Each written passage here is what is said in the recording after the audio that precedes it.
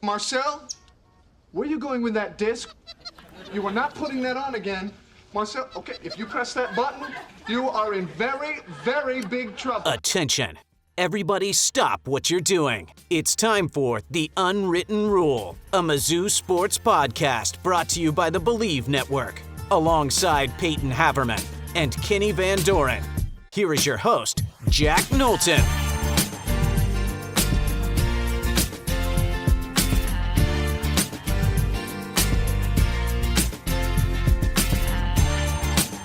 Welcome back to The Unwritten Rule, presented by FanDuel. Today is Friday, or not so Friday, Friday, March 13th. Very fitting, Payton. It's Friday the 13th, though the misery and any bad luck for Mizzou came on Thursday, which we're recording the first part of the show, of course, Thursday evening. Actually, we're recording the entire show Thursday evening, peek behind the curtain. But Missouri is out of the SEC tournament after the first hurdle. Payton, you know the saying, like the excuse you used to give to your parents when you'd get like in trouble, at school or something, and they'd be like, "Why'd you do this?" And your parents would be like, "Why'd you do this?" And you'd be like, "Well, everyone else was doing it." I think Missouri must have fell into that mindset with losing and being a bubble team, because all week long we watched all these bubble teams really struggle. We saw Missouri at, the number one, fairly comfortably safe tier on, any number of college basketball influencers list. All they have to do is just go win a game against Kentucky, and you're not lumped in with the rest of these guys. But everyone else was losing, so Missouri maybe had to go and lose as well. They certainly did. 78-72 to Kentucky. This was I don't know how close. That's what I'll ask you about first, Payton. How close to a articulation of Missouri's entire season was this game for you? Because I felt like we got a little bit of almost everything we've seen all year from this team in this game. I don't really know. It was as frustrating as some other parts of the season have been. I mean, watching them claw all the way back to take the lead, and then, boy, oh boy, Ant Robinson, I'm out of words. I really am. That's kind of what I'll leave that at for now. But it was frustrating. A lot of the season, especially early on in SEC play, was a special kind of teeth grinding. Shawn Phillips gets in foul trouble. Story as old as time. Missouri's bigs get eaten alive. Nicholas Randall came in, didn't play much better. It was just a pretty frustrating day in a season that has been quite maddening at times. Well, that's where I think my analogy goes, because I think you're right. Like in terms of the maddening season, and I think this game, I texted someone at some point, like I somehow still don't seem to have any understanding of this team. Like, it continues to just confuse and confound me. And maybe that just is the nature of being a bubble level team sometimes, is you don't really know what's going on or who's going to show up or why no one is going to show up for very large stretches of this game, which is why, of course, in the first half, they got down by what they got down by. And then there are other stretches where, things look beautiful. But I think there was, like you said, the Shawn Phillips, getting into foul trouble, which I mean, absolutely killed them. You talked about the bigs, like that's the first place my mind goes to. You look at the box score, he was plus 10 in his minutes out there. As much as he can sometimes frustrate with what he does with the fouling, they absolutely needed him. It was a completely different game when he was out there versus when he wasn't. And of course, why he wasn't was his own doing. But that felt like a perfect, example of the Shawn Phillips experience, where you're like, wow, this guy is grinding. He's playing hard. He's trying to put himself in the right spot. He's giving them that presence around the rim on both ends that they needed. But then, he gets silly fouls and he has to sit. And you're right. I mean, I think one of the reasons it's so frustrating is because of exactly that, where Trent Burns, a guy like Trent Burns is he's still so young, and so you don't just want to like chalk it off. And there are some guys that, you know, you could do that with their freshmen. You just kind of see it, but there has been some good stuff with him. But you know, it's a redshirt freshman coming in a tournament game situation. He has to play massive minutes, and I don't think it's necessarily Trent Burns' fault that he's in that position, but it's a lack of it's a lack of depth and you know, in the end, proper roster construction, why they didn't have an adequate big to go to when Shawn Phillips gets in trouble. And of course, Shawn Phillips has to avoid that. I guess that's my rant on the front court part of this game. It was another Mark Mitchell masterclass, especially in the second half, wasted. He scored 23 in the second half. He finished the game with 32. You know, looked for a while like one of the only players who really didn't want to lose this game. I thought most of them did in that first half. That really, I was getting Oklahoma vibes in the first half, Payton. It was feeling that bad, just in terms of the lack of energy and. I'll go back. I said this before, and I still believe. I think it had a lot more to do with Kentucky than Missouri. I mean, they were able to get Phillips in trouble, and they totally ate Missouri's bigs alive. That's something a team does to you, not something you do to yourself. Kentucky came out with a great game plan.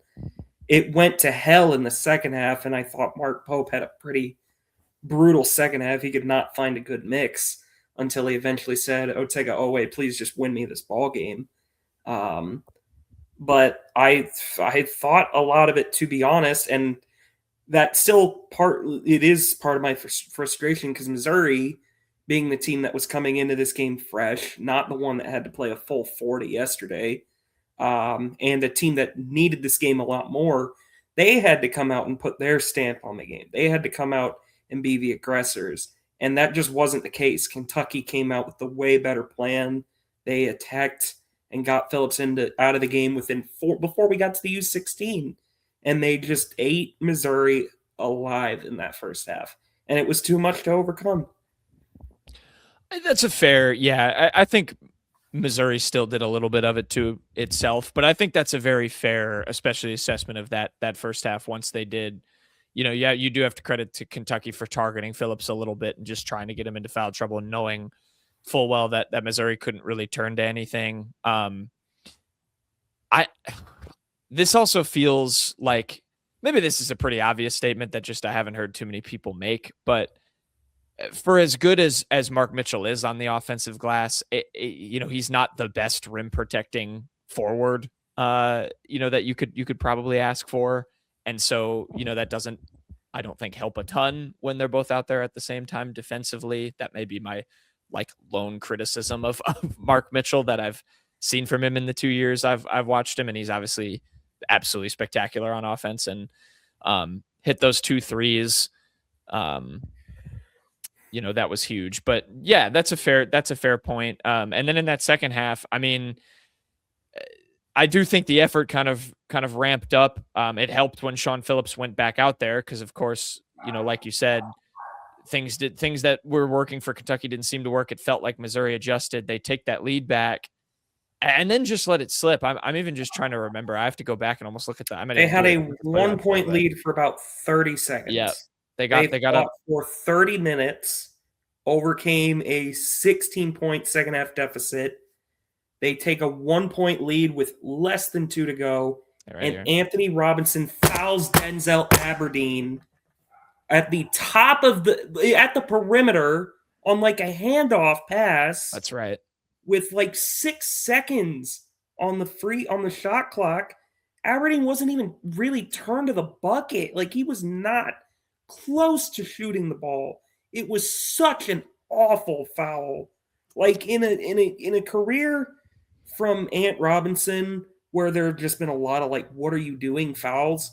I could not believe that one. That ruined everything. Aberdeen, of course, sank both. Missouri goes out. They don't even come close to scoring. They throw a double at Mitchell. Mitchell has to dump it to T.O. Well, it was the T.O. Barrett one, and then he throws it up. That's right. Yeah, T.O. throws it up. It doesn't hit anything. I don't even really blame T.O. There's not much he could do there, but I mean, that foul from Ant was just, And Ant was a big reason they were starting to come back in this game because he was playing a lot of good defense for a lot of this run. I think he was +2 on the day. But my God, those last 2 minutes. +8 in the second half. And he gave them nothing offensively, by the way. There was a sequence where Kentucky lost him completely. He's right next to the bucket. T.O. throws it into him, an entry pass. It's not a perfect pass, but T.O. kind of had to maneuver it around him. Ant takes forever to get set and tries to just softly lay it up. He gets rejected.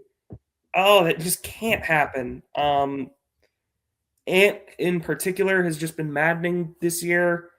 It's frustrating because the ceiling is so enticing, but I thought that foul really, really cost them the game. Like, it wasn't the only reason they lost, no. But that was such a dagger to have all your work to finally take the lead for the first time since the first possession of the game, be immediately ruined by a foul 20-some feet from the basket with late shot clock. And there was another late shot clock play from Aberdeen that really, really killed the game. Yeah, well, it was the 2 possessions later where he pump faked the 3. Yeah, and then threw and up I mean, the it was layup. just so that foul really, really was devastating. Like, the wind was completely out of Mizzou's sails. Yeah, and that was shortly after, they got that lead shortly after there was the you'll remember, but I'm forgetting who shot it, where it was the block that should have been called goaltending because it was definitely on its way down, and then Colin Chandler makes that 3 on the next possession. That's where I thought it might have been done, and they still managed to rip the momentum back after that. Yeah, that was Mitchell. I think it got blocked by Garrison. Yeah.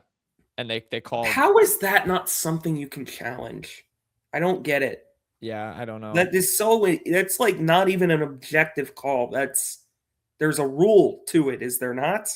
Yeah, I'm not sure. I'm not the challenge expert. That was like the officiating was pretty wonky both ways. I mean, like, end of the game where it's over and Phillips picks up a tech, his second flagrant or whatever. His tech was it at the end. I don't know how that was ruled offsetting. That was definitely Phillips instigated completely. But I don't. Incredibly frustrating. I mean, a win would have absolutely taken them. They're not going to miss the tournament. I don't think people realize the amount of straight up garbage that would have to happen for them to miss it. But man, they could have completely taken themselves out of the Dayton picture with the way the rest of this bubble has played. And they did not do that. They had 3 chances to do that, and they blew every one of them. Really, really especially blew it in these last 2. Yeah, I mean, I know we debated it already, just to bring it into the bigger picture thing. And I've, 1 or 2 more things on the game, but I mean, Dennis's record continues to plummet in the month of March, these last, 3 seasons. And I even go back to even the way that Princeton game ended up playing out. Like, it never felt like they had a shot in that one. And that to me should have been like, hey, you have a real opportunity to get to the Sweet 16. But he is a very porous record now in March. He has never beaten a high major team in the NCAA tournament. He's never played one. Yeah, he's never played one. But he's 2 losses to mid majors. But to your point, with where things stand, obviously, again, we're recording this. It's 6:00 on the Thursday night, so some more things will probably happen before you watch the show that might change things. But on Lenardi's bracketology, this is just how insane this is, and the conversation feels worth it because Missouri's right in here. The last 4 byes. Lenardi right now has NC State, Santa Clara, Central Florida, and Miami of Ohio, which lost to UMass in the quarterfinals of the MAC tournament. All of their seasons are over. His last 4 in, he now has Missouri there as the top last 4 in team with VCU, Texas, and SMU. 3 of those 4 team seasons are now over. The first 4 out is Auburn, Indiana, New Mexico, and Oklahoma. Auburn and Indiana, their seasons are both over. Auburn just lost to Tennessee. Oklahoma plays Thursday night, so their season could also be over. come I think New Mexico Friday plays morning. as well. New Mexico also plays. So that could be 12 teams with essentially one remaining in their respective conference tournament. So I also If probably, you're a Missouri fan, you want VCU to lose ASAP. yeah. I am also probably not fretting too much about them completely missing the tournament, but yeah, it might be a situation where you have to go play one of those teams I just said in Dayton, Ohio on a Wednesday. And on February 28th, we thought this team was going to get a single digit seed. I mean, it has, it's plummeted completely. And I think it's fair that 2 of the 3 games you could probably give credit to Missouri's opponent, but it remains what you said about Kentucky. They played a game yesterday. Arkansas didn't have its best player. Those were golden opportunities to go take that. And Oklahoma, I mean, my feelings about that game. I still feel probably the worst about that than the following 2, which I realize may be a hot take, but I'm standing by it. That was awful. These last 2 have killed me more. This one was really deflating. I mean, I thought, because you saw Kentucky was getting so tired in the last 10 minutes of that game. Yeah, they ran out of gas. And Missouri still could not make enough plays. I mean, Otega Owe and Aberdeen. Yes, I'm not debating. Like I blew up our group chat about it. Like when that goaltend happened, it was a game flipper. But Missouri still took. They flipped the game back. They flipped the game Missouri right back. Still took the lead with 2 minutes left. Yeah. And they commit a horrible foul, and the game is never the same after that. And you can't get a stop on Owe or Aberdeen. Aberdeen kills you again in the late shot clock. Like, if you get a stop there, it's still 1 possession game with about 40 some seconds. So, chance to tie or keep it within 1, I don't know. It's just a very deflating game. Again, it's going to undermine some, we continue to still see some good moments from Dennis coaching wise. Like the one I remember they highlighted on the broadcast was that play coming right out of the U4 where they went to Mitchell and they did all of the, everything away from the play, did a bunch of actions to like pull them out, and he hits that fade away. That was a really awesome play call out of a timeout. I thought that gave them a ton of juice. But yeah, I mean, now that the stats are gonna speak a little bit louder in terms of these results in the postseason. They have not been good. I guess with this, game, otherwise, again, another microcosm. It felt like of a theme of Missouri's season. Teo Barrett finishes with 13 and 7 assists. He had 3 turnovers, and boy, it felt like he had 8. I feel like you feel every one of them. It feels like every one of his are just horrific. I mean, I don't know. Like the numbers aren't terrible. I thought he did have a good day on the boards, especially like 13, 7, and 7 is really good. I mean, but I don't know. It just has not felt good with him the last few weeks. I mean, Missouri's guards in general have just totally abandoned Mark Mitchell. 66% from the free throw line. That wasn't even really something I was paying that much attention to. That's also not that didn't lose them the game though. Not great. 50, 40, 80 from Kentucky on the day. That is pretty fit. Oh, that was in half. Just kidding. 49. They were only 28 in the Oh, okay, yeah, it is. I don't know for the half. I got thrown off by the bars. I think they were 40. Yeah, they were 4 of 10 from 3 in the second half. So they shot very efficiently in that final. That was another Missouri just never even got good looks from 3 for the most part. And like the best ones they had were Mitchell, who they just let shoot him, and they were tearing him to shoot it at the end. I almost wanted him to try it. Yeah, it's probably wise for him to not try and go 3 for 3 from him and Trent Pierce hitting those on back-to-back possessions were probably the best opportunities they had all game. Yeah, and they converted, but I mean they just never got many looks.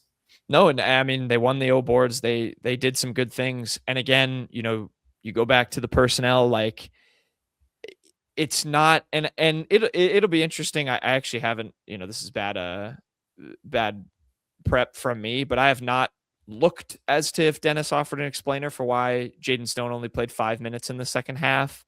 I don't think he was fantastic and then all of a sudden not playing, but you look at him just sitting. You talked about Anthony Robinson.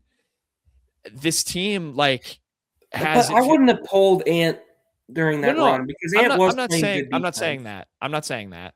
I'm saying you have so much of this already really thin rotation that just disappears for one reason or another. I mean, he felt like he couldn't play Stone.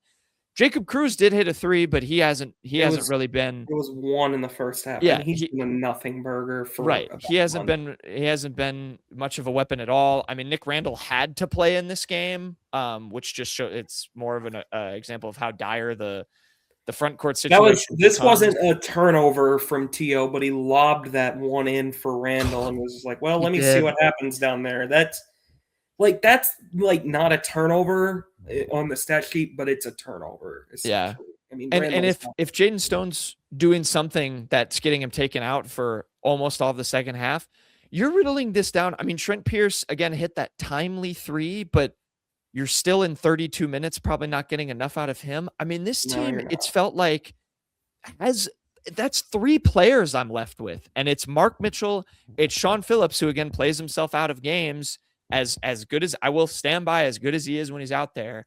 And then T.O. Barrett when he's not turning the ball over. It's frustrating. I mean, it really is, because it turns into just, well, we got to have Mitchell take everything, but then teams double him and nobody, it feels like, has any confidence to hit a shot. He's scored 62 points in the last 2 games, and they lost both of them. Yep. I mean, it's the best example you can give of. I mean, you can't have a one-man team, and he's a great guy to defer to, but there's just, it's to get, 64 points. He had 32 also in the overtime. I thought it was only 30. Not giving him his due, his credit where credit's due.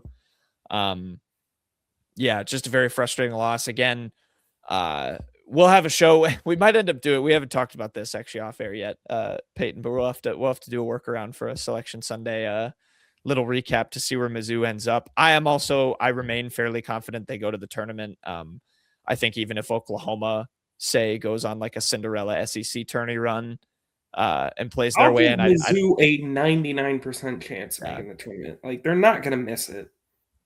I don't think they are either, but we could end up, needing to do a post game on a Tuesday or a Wednesday, and it could be what could well be the end of this team season.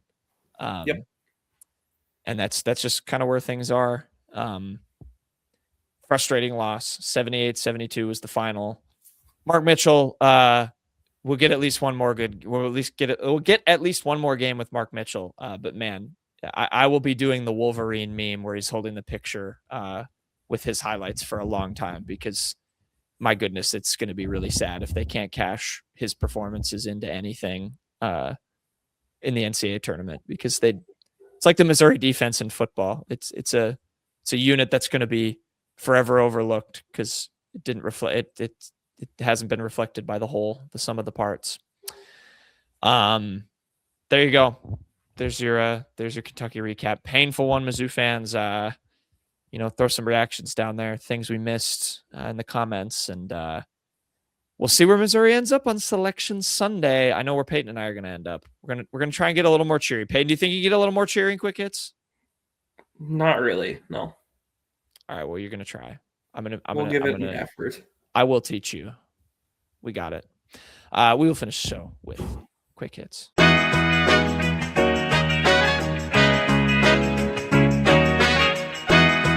Okay, quick hits time. We will finish up the show.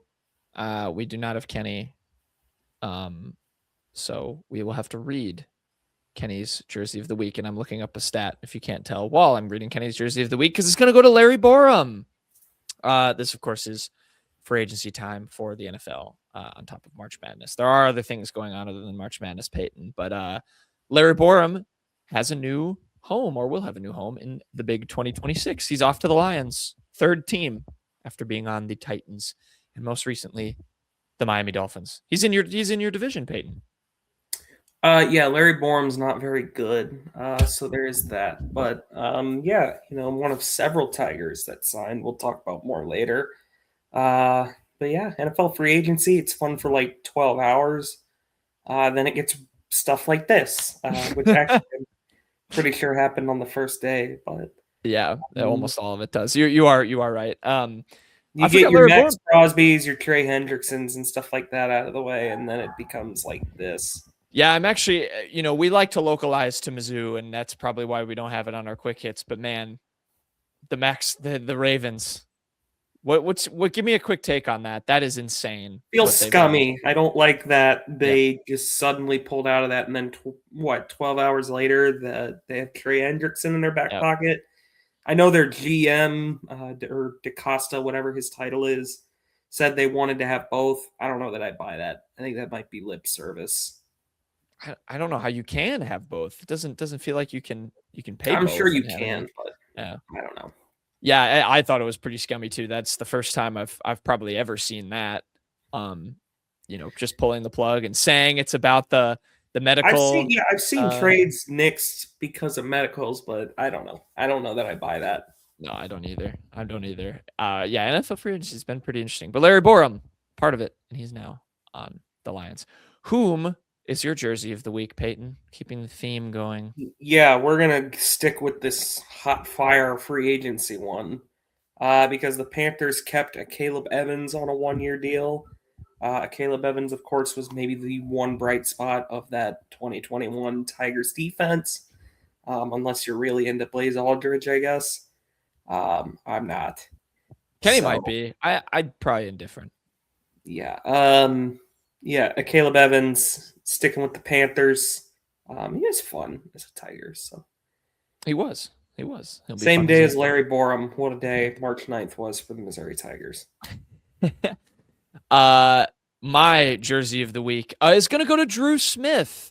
And you might be wondering why Dru Smith. He's not on this video. And I forgot I have to stay on the same tab to for the video. Kenny is better at producing than me. I'm giving it to Dru Smith because in case you were living under a rock, Bam Adebayo for the Miami Heat scored 83 points in an NBA game. It's the most points ever in NBA history. Pretty insane, past Kobe. Kind of wild. But to get to 62 and break the single game Heat series record, he wouldn't have done that, Payton, without the friendly services of Dru Smith doing his usual defensive active hands. Look at that. The steal. Give me that. Cookies. Here you go, Bam. Go get your easy dunk and go get your single game Heat record. So thank you to Dru Smith. He helped create history. 83 points. Highest scoring game in NBA history. It's just crazy. I have to chuckle. Shout out to Wilt, but who knows? All we got is no a piece video of paper. of it or something. I don't. Is there actually no video of that? I think there actually might be. I think there actually is, but the myth has always been there is no video. It's such a fun pot to stir and just make people put the hand over their head and get mad. So I kind of enjoy doing it. Insane. 43 free throws for Bam. By the end of the game, they were just doing I think the Heat were doing hack a shack on the Wizards players so they could just get the ball back and give them more points. If he made, the craziest part was, I think he missed 7 free throws. If he makes all those, he gets to 90 points. It's been a lot of talk about his game versus Kobe's as well for some reason. That is discourse. I don't know why those immediately get compared, but that is discourse I refuse to. Yeah, I'm not taking part in that discourse. I just that will get toxic fast. Nor do I even care enough. So yeah, I mean, I think it's 83 points, 83 points. However the hell you do, it's cool. Yeah. And someone send me the Wilt video. I want to see it. I like no cap, and he's the main bird. All right. Shawn East, main birds of the week. I think I put up Kenny's main bird first. You did. Main bird of the week from Kenny is going to be the U.S. men's national team. If you need, if for some reason you need a bird connection, why don't you look it up? Okay, I'm not here to hold your hand. Is there any Orioles on the U.S. team? Yes, Gunnar Henderson for one, but also bald eagle. Or whatever. That was terrible. The U.S. advanced in pool play despite their best efforts in the World Baseball Classic. They'll play Canada in the quarterfinal. It was a week full of drama. The U.S. just practically got ran over by by Italy. They had to scramble back and get some runs, but they lost to Italy 8-6, which took the advancing scenario out of their hands. They needed Italy to either win against Mexico or have Mexico score 5 runs. They got the Italy win, and they got it. The Italy was going to win. The Italy. I can't even talk because I'm so flustered by stupid Missouri losing their stupid SEC tournament game. They want essentially what they needed to guarantee a clinch was no extra innings and Italy scoring 4 runs. They got that. So they got through no problem. Italy also advanced with them. Italy's got a good team. There's a lot of big leaguers. But yeah, the U.S. is through. There was a lot of drama. Like Mark DeRosa, the team manager, people thought he might have not known the tiebreakers. He's saying he just misspoke. Regardless, the U.S. is through. They're not dead. They got a game against Canada. Canada also has some legit big leaguers. So I was going to say, who's on Team Canada? I don't even know. I know James Paxton started a game for them. Big Maple is his nickname. Is that Naylor? Who is that? Team Canada. This is where we need Canada. Or this is where we need Canada. This is where we need Kenny. Yeah, because I mean, this is a tournament that doesn't matter. Tyler O'Neill, I recognize him. Okay, yeah. Naylor isn't from Canada. Or is from Rob's. Canada. Oh, Rob's Estrani. He was a Brewer. Might still be a Brewer. Yeah, he's still a Brewer, I'm pretty sure. He's also a Missouri Tiger. That's right. Yep. Yeah, this tournament doesn't really matter. I won't lose sleep if they lose. And I'm only saying this to rile Kenny up. I do like this tournament a lot. But yeah, you can thank Pete Crow Armstrong. He's about the only Team USA player that looks like he's really cared. A lot of pitching defections, but the U.S. is chugging along. Okay, I'm not going to pretend to have watched very much of this. I did see Bryce Terang had 3 RBI in the first game, so I will stand. Yeah, he also almost ruined one of the games on an error. That, I didn't watch that. Selective memory. He'll step up in the quarterfinals. Be the only Brewer that actually gets further than the first round of the knockout stage. Anyway, who is your main bird this week, Payton? Main bird of the week is going to be the Miami, Ohio Redhawks. Jack alluded to earlier. They lost to UMass in. They didn't even. It was the quarterfinals they lost in, right? They did make it to the quarterfinals. Yep. So Miami, Ohio's out of the MAC tournament. They are Joe Lunardi's last bye, which means he has Missouri in Dayton. It's pretty much a coin flip. Another guy I saw and really trust has Missouri still as a 10 seed. So we'll see what happens, what the committee thinks. You really hope Missouri does not get put in Dayton. But yeah, I mean, Miami, Ohio is basically going to be debated with Auburn in the most toxic possible discourse. Let them play each other. I'm very much in the camp that Miami played nobody and that they are not any good. I think they're going to be out of the tournament immediately. That said, they should definitely be in it. They went 31-0. Yes, they didn't play anybody, but there is some legit credence to the fact that it's hard for like decent mid-majors that are like in the net 150s to schedule high major games. High majors just don't want to schedule them. They don't want to play them. Because it just doesn't make logistical sense for high majors to do it. It's a flawed system right now that needs some reworking. But I still think Miami, Ohio should get in. A 17-16 team, that's who we're really going to argue for. There's no way Indiana should be in. Indiana should be out. New Mexico, Oklahoma, we'll see what happens with them. But I don't know. To me, it just, I don't see a good argument for Auburn that doesn't have to deal with a bit of the hypothetical background. Like if Auburn had scheduled 3 cupcakes instead of some of their strength of schedule padding, sure, they probably would be in. But you know what? You took the risk. You scheduled those games. You lost them. Go out and win a couple more games, man. Yeah. You get no sympathy from me when you're losing to Ole Miss at home in the last week of the season and you're giving up 20-0 runs in the SEC tournament. I'm becoming a very big WAB connoisseur, Payton, the wins above bubble metric, because it's becoming way more and more a tool that the committee factors in, sometimes even over the net. And Miami of Ohio right now is 33rd in WAB. They're ahead of teams like Iowa, who are firmly in the tournament, Utah State, another mid-major firmly in the tournament. Interestingly enough, too, WAB actually kind of likes Missouri. They were 40th entering Thursday, so it'd be interesting to see how much they drop. But that's ahead of VCU, which is important. It's ahead of Texas, SMU, some of these other teams kind of around them on the bubble. It's ahead of St. Louis actually by one spot.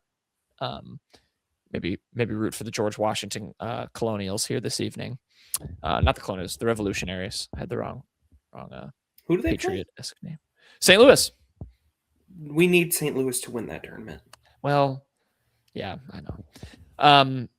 We need VCU to lose immediately. I'm with. I'm going all in on WAB, and the WAB likes Miami of Ohio. So, where did you say where VCU was in WAB? So VCU entering, this was as of Thursday, so it's going to be a little outdated, but they're 42. They were 2 spots below Missouri coming into. What about Texas, SMU? I don't think Missouri is really contending with those Texas teams. is 46 and SMU is 45. So it's a good, because the whole idea of it for those. Missouri might be the very first team in the Dayton. Ugh. Yeah.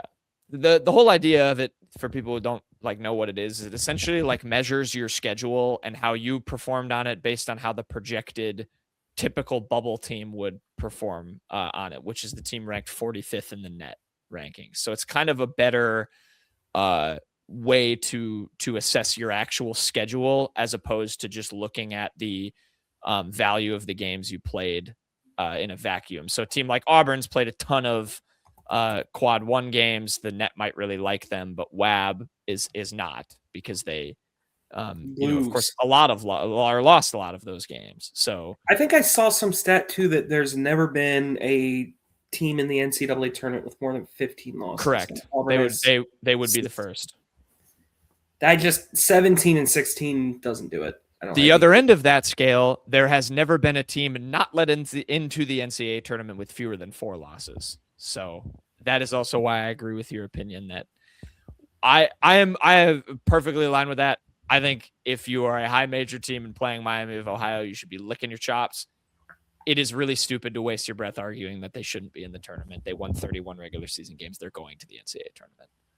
Yeah. And you know what? I also stand by the fact that you can enjoy 2 things. You can think they might not go very far and still think it's cool that they went undefeated in the regular season. That's why.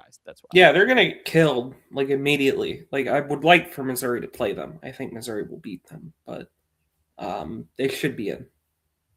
Yeah, we shall see. Selection Sunday, very fun. That's our pre-Selection Sunday show that we spend extra time on because we might not actually have a Selection Sunday show.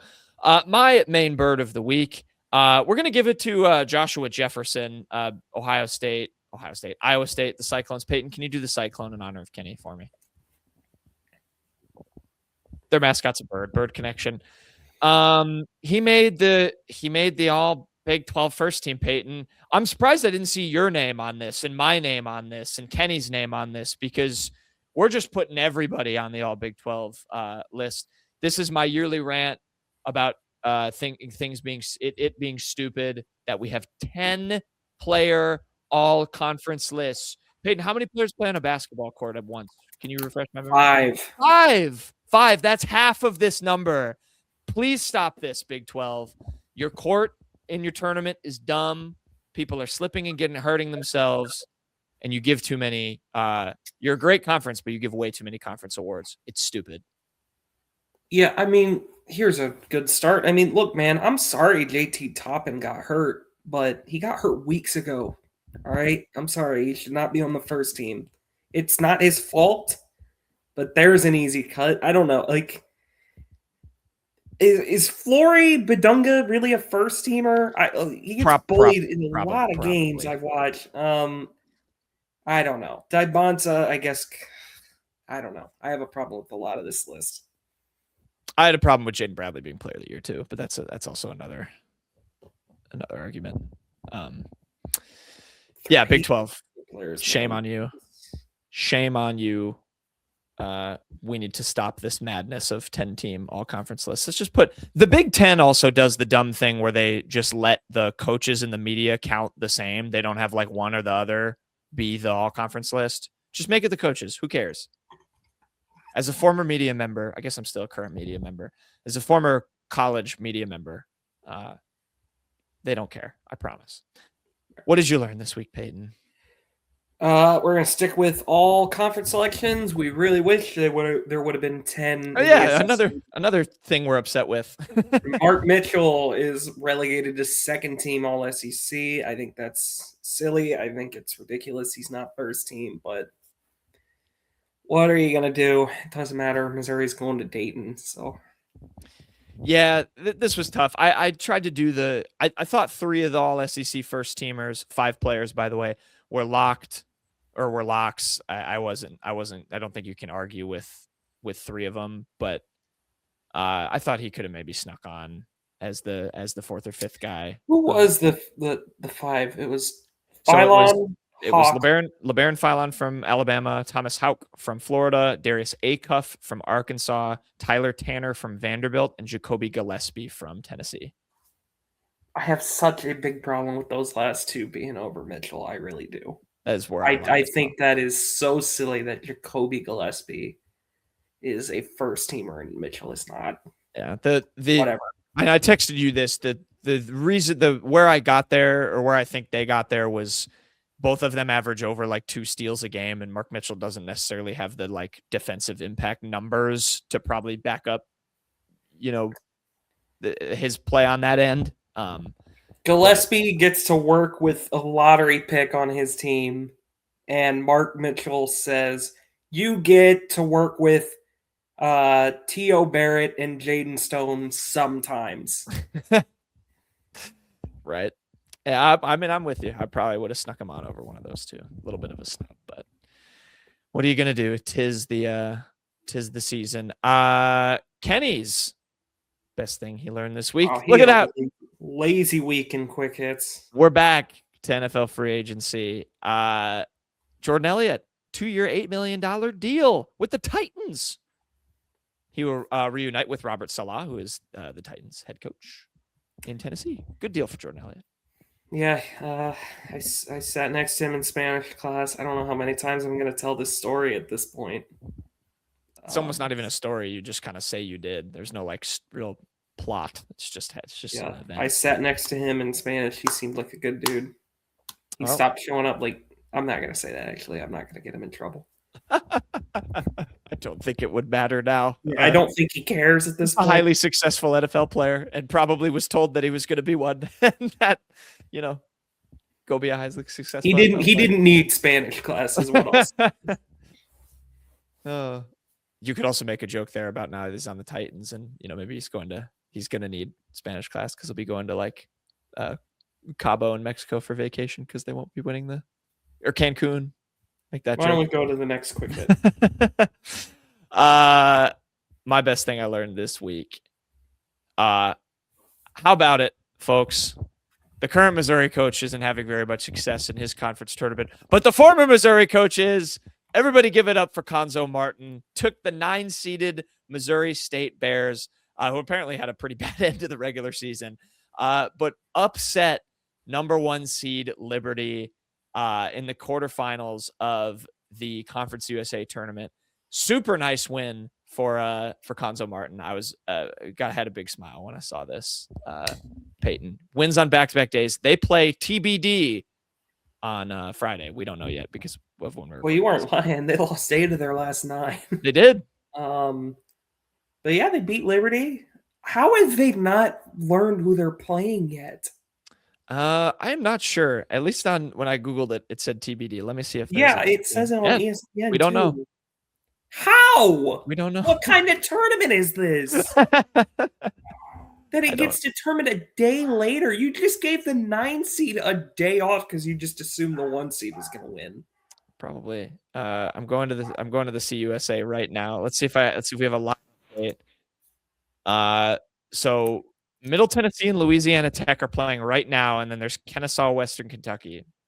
All of these teams have like makes no sense. What kind of format is this? As of right now, the Friday games, it will be Missouri State at 11:30 p.m. against TBD and Sam Houston at 2 p.m. And they gotta wait to see who they play.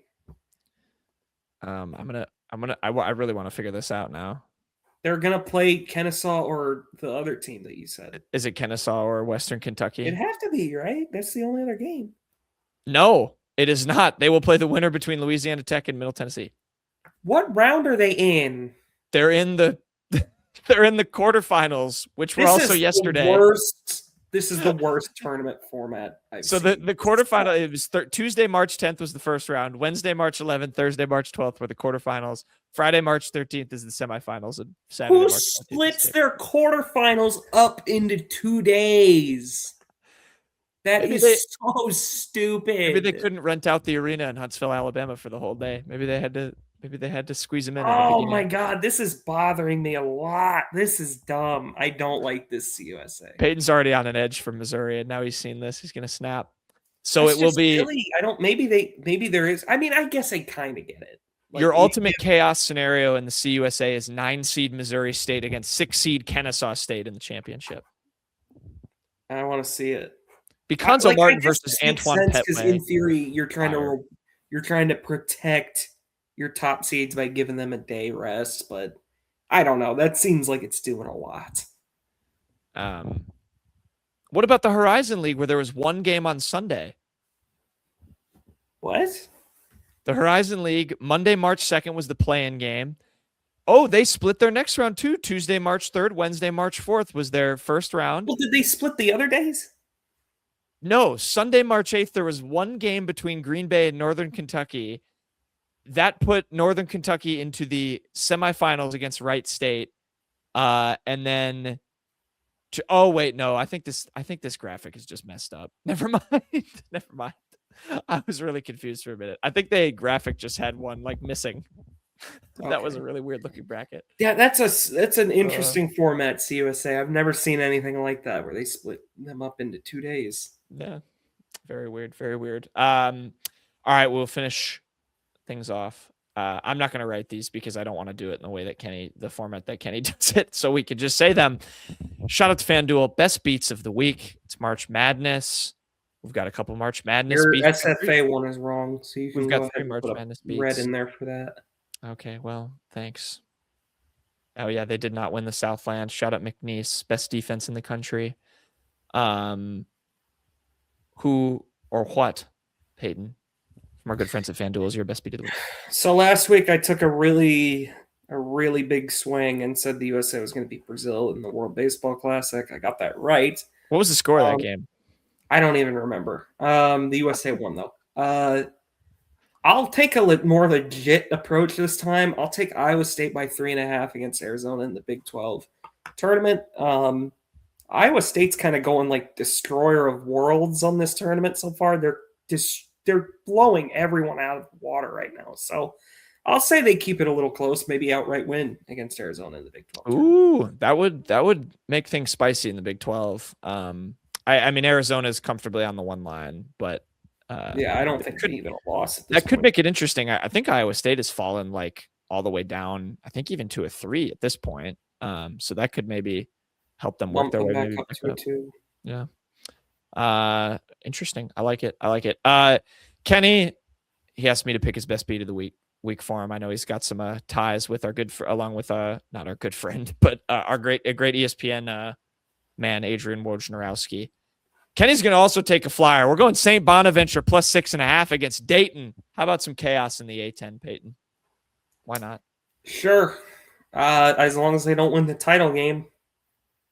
Yeah, that would be. Can't have any bid stealers, but they could win a game against Dayton. And my best beat of the week, you already brought it up, but with Miami of Ohio falling to UMass, how about the Minutemen to maybe make it 2 wins? Now it doesn't matter who steals the bid in the MAC. So you might as well root for chaos. They play Toledo at Rocket Arena in Cleveland, Ohio. It's a home game essentially for Toledo, which is a little unfortunate for my beat. But I have UMass plus 2.5 against Toledo. Let's shock the world, UMass. 7-11 in the regular. Frank Martin coach team. This one comes from our favorite TV series, The Today Show. Jack. Yes. Why shouldn't you trust trees? You shouldn't trust trees because they're always trying to stump you. Not bad, but no. Why shouldn't you trust trees? They seem shady. Oh, shady trees. Tell you what, shady. Missouri's form entering the NCAA tournament. Put in the comments. Yes. What seed is Missouri going to get? 11. They'll be in Dayton. I'm asking the people, Payton, not you. Against... You already got to give your opinion. You've got to let our viewers share theirs. It doesn't matter anymore. Nothing really matters. All right. That'll do it for the unwritten rule. Thank you, everybody, for watching and listening and subscribing. I'm not going to put myself solo screen. Take that, Kenny. Peyton's going to stay right here while I do the outro. We will be back. We'll figure something out. We might sway Peyton into doing a little solo reaction to the bracket. I think that could be fun. I won't be doing that. Oh, you might. Because I will not be available. So none of it. All right. We'll figure this out. We'll have something. We'll have something. We promise. Thank you for watching and listening. We'll see you all next time.